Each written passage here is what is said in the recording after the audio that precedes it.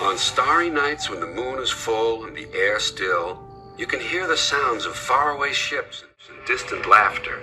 They echo over the hills and through the valley, down calm canals and sleepy inlets. Every engine knows that these are the sounds that say the harbor is hard at work at the big station by the sea.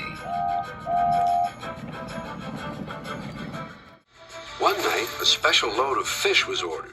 Sir Topham Hatt decided that extra vans must be added to the train that the men call the Flying Kipper. The only vans available were old ones. They had not been used for a long time.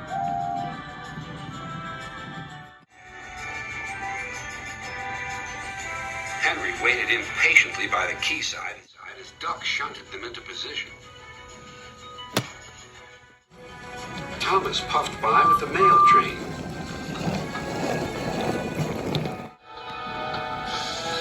Hello, Duck. Going fishing? I'd take care if I were you. Why? Puffed Duck. Well, for one thing, puffed Thomas, remembering his own experience, if fish get into an engine's boiler, they always cause trouble. And for another, fish can be awfully smelly. And I know what I'm talking about. Good night.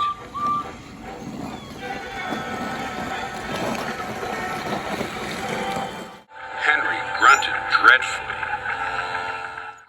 You'll just have to put up with it, Henry, said his driver. At least the extra load will mean you can have another engine help us up Gordon's Hill.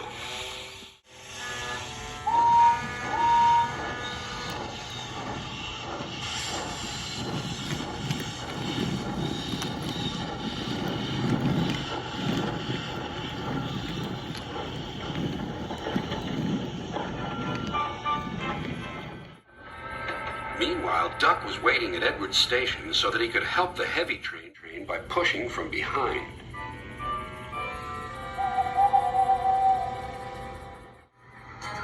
Henry made good progress.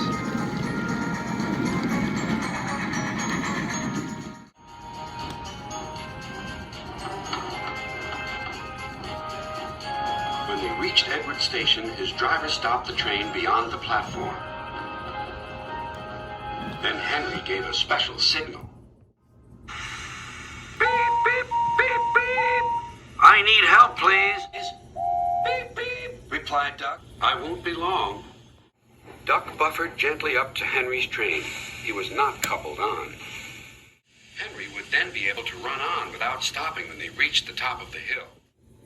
Ready, whistled Duck, and off they went.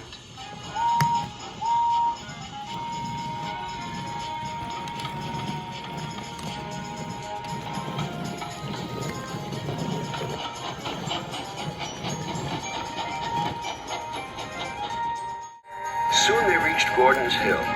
Push hard, puffed Henry. We're doing it, replied Duck.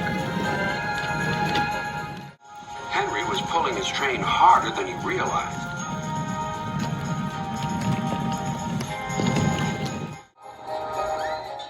Duck felt the weight on his buffers slacken. Then Duck noticed something else. There's no sign of a tail lamp, he puffed. He whistled, but there was no reply. Meanwhile, Henry had noticed something too. My train's getting heavier, he thought to himself. I'm slowing down. Then there was trouble.